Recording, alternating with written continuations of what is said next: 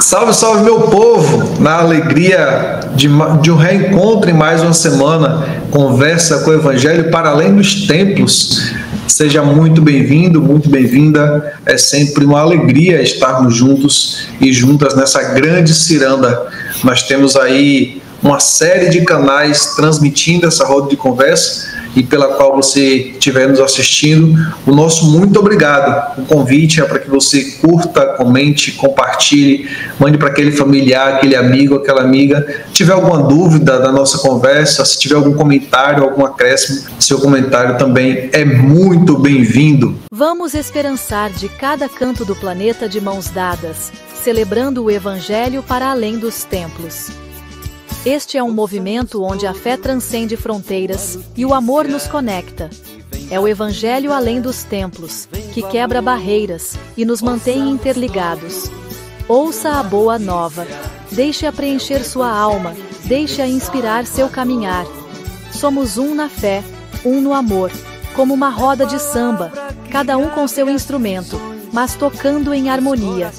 Unidos pelo bem comum, somos Evangelho vivo, o povo que luta por libertação, em defesa da vida, da paz e do amor.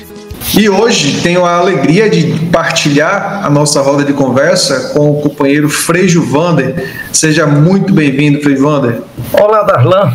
Alegria grande revê-lo, meu irmão. E hoje o desafio é maior porque nós somos convidados a comentar 2 evangelhos para esse 9 de novembro de 2025. Mas vamos lá. Que maravilha, né? Nós temos aí, como muito bem trazido pelo Frei Gilvander, 2 evangelhos, isso para trazer uma concepção ecumênica, já que o evangelho da CNBB traz sobre a dedicação da Basílica do Latrão. Então a gente dá uma segunda opção de evangelho para que, praticando a ecumenicidade que a gente tanto defende. Frei Gilvander, lá a gente começa então pelo Evangelho de João, capítulo 2, versículos de 13 a 22, que fala que Jesus expulsa os vendilhões do templo. Como que a gente pode compreender essa passagem do Evangelho para quem nos acompanha?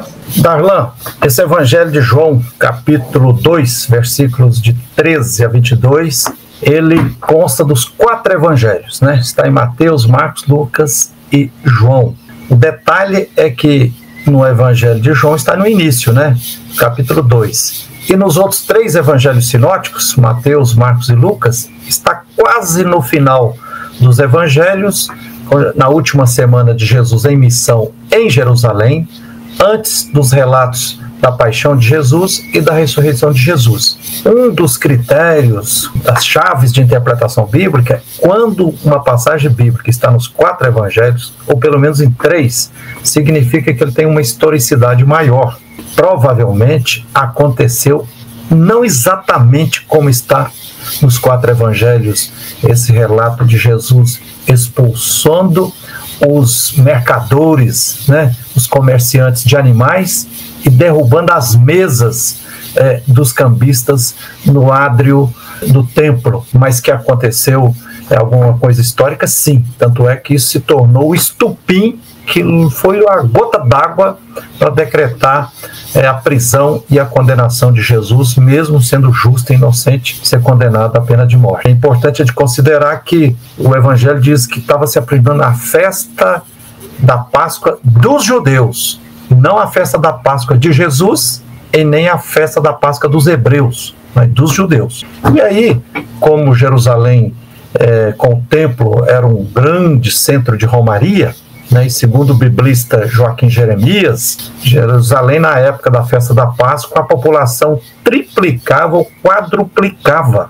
Então, de 30 a 40 mil habitantes que viviam, podia chegar a 180 mil pessoas em Jerusalém. E aí o comércio corria solto. E aí os sacerdotes que controlavam o templo, eles que coordenavam as ofertas e os sacrifícios, né? Sacrifícios de bois, de ovelhas. E tinha uma regra, segundo a lei moralista da pureza, não podia dar oferta com moedas que tivesse com esse fim de representação de humanos, né? nem de príncipe, nem de reis. E aí, como vinha gente de todo lugar, inclusive de outros povos, aí os cambistas e os mercadores faziam uma farra. Mas os 4 evangelhos da Bíblia, e aqui nós estamos dedicando a João 2, de 3 a 22, diz que Jesus ficou possuído por uma ira santa, chutou o pau da barraca, fez um chicote e expulsou os mercadores, os vendilhões do templo, os animais que estavam ali,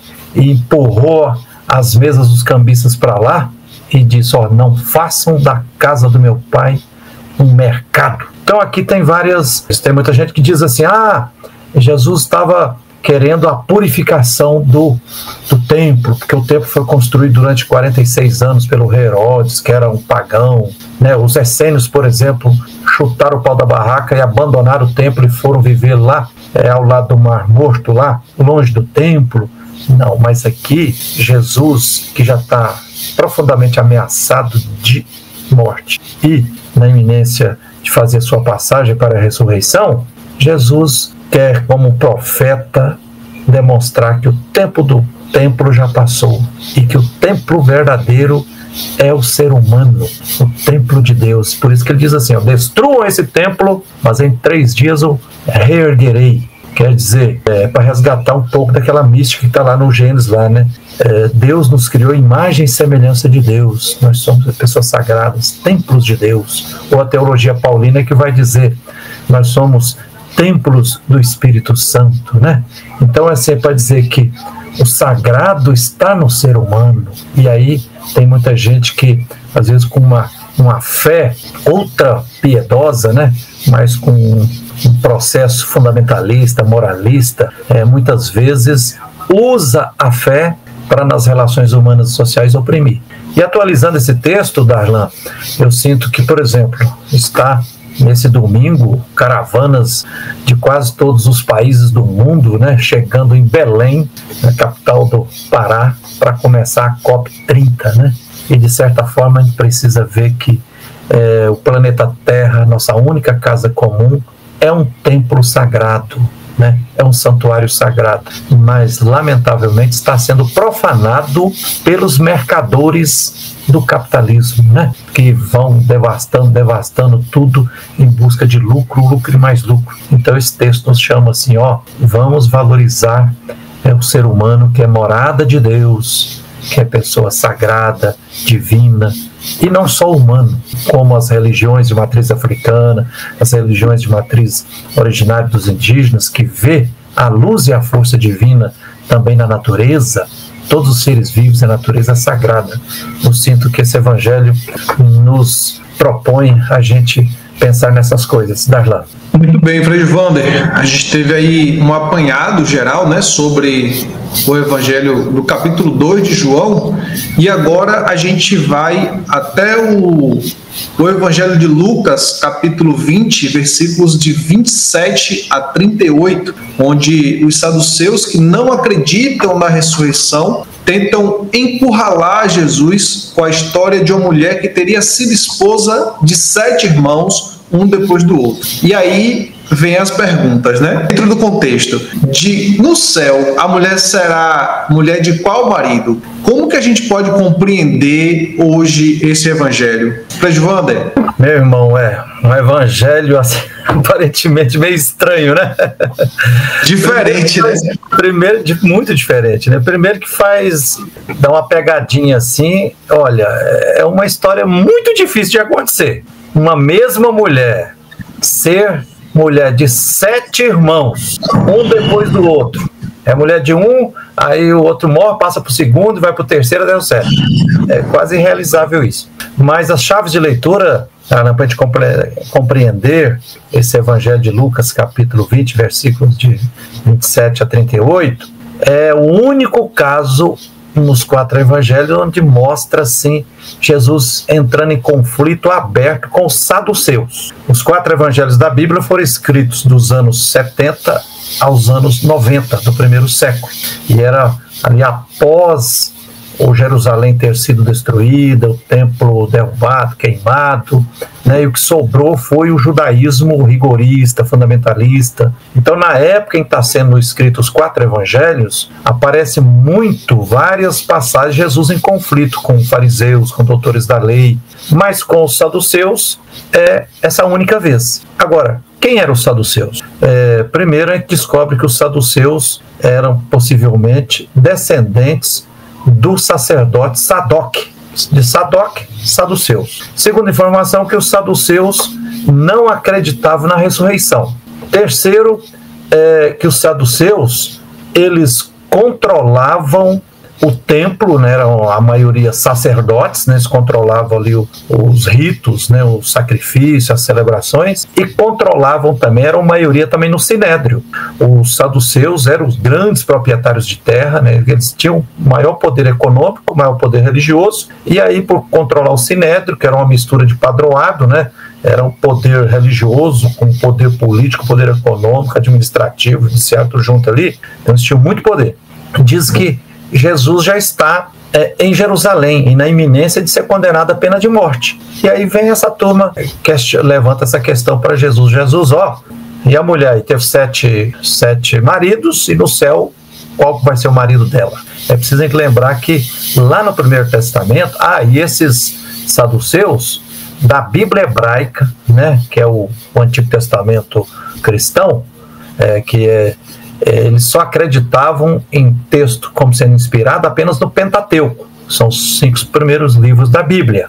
80% do Antigo Testamento, né, o chamado as 3 partes da Bíblia, principais da Bíblia judaica, né, eles só acreditavam no Pentateuco. As outras partes, para os saduceus, não eram palavra de Deus. Então tinha muitas diferenças entre eles. Então, assim, Jesus, na iminência de ser condenado à pena de morte, e aí eles colocam em xeque a questão da ressurreição.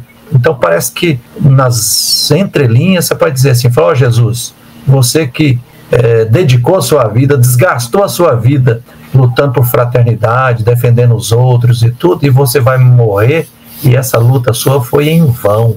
A sua luta vai terminar em nada, porque não existe ressurreição. Veja aí, a contradição está aqui.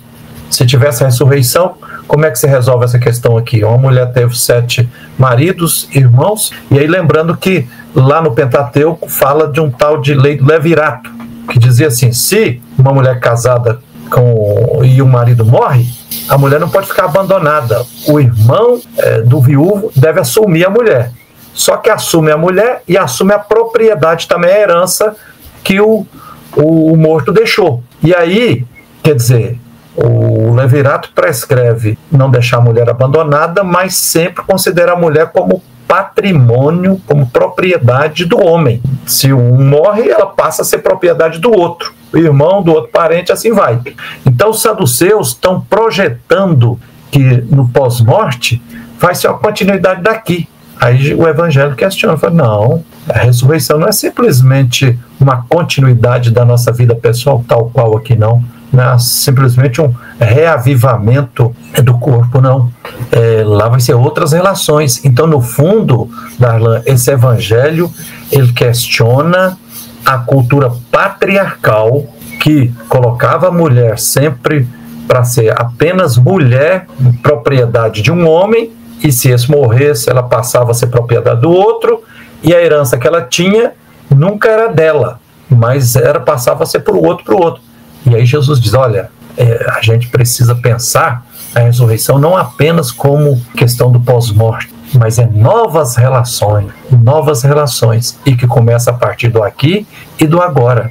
Então esse evangelho vai na linha de que a gente tem que, a utopia de Jesus é as pessoas libertadas, livres, e não mais escrava nem de patriarcalismo, nem de machismo, né? E aí, para atualizando esse evangelho, é claro que hoje ninguém faz esse tipo de pergunta para Jesus, mas hoje, Darlan, tem muita gente aí contaminada pelo vírus da extrema-direita, dos fundamentalismos e dos moralismos, por exemplo, que inventou uma coisa absurda, uma tal de ideologia de gênero, que na prática é dizer assim, mulher, fica no seu lugar é você ser submissa e tem que ter sempre um homem mandando em você. Não, e o evangelho diz, olha, a utopia é de que as relações humanas, inclusive a sexualidade, tem que dar no reino da liberdade, da complementariedade e não de um poder sobre o outro. É por aí que esse evangelho propõe para nós, Darlan. Maravilha, Frei Gilvander, que riqueza de reflexão, né? Nem precisei fazer as interferências, porque ele já foi trazendo ali.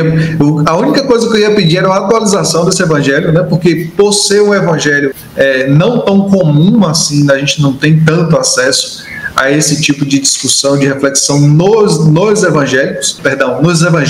Então, é muito importante a gente ter uma atualização em como, né, como a gente pode fazer uma releitura desse evangelho no cotidiano. Então, é muito importante essa visão, essa estratégia, né, de leitura, de chave de leitura, para que a gente possa se manter atualizados e atualizadas quanto aos evangelhos. No mais, é isso. A gente agradece, né, a cada um e a cada uma que nos acompanhou até aqui. Muito obrigado, Frei Gilvander, também pela reflexão. E a gente permanece aí na caminhada. A gente vai deixar aqui, para encerrar essa roda de conversa de hoje, a canção do Cirineu Pum, Tudo Está Interligado Como Se Fôssemos Um. É o que encerra o artigo dos evangelhos dessa semana.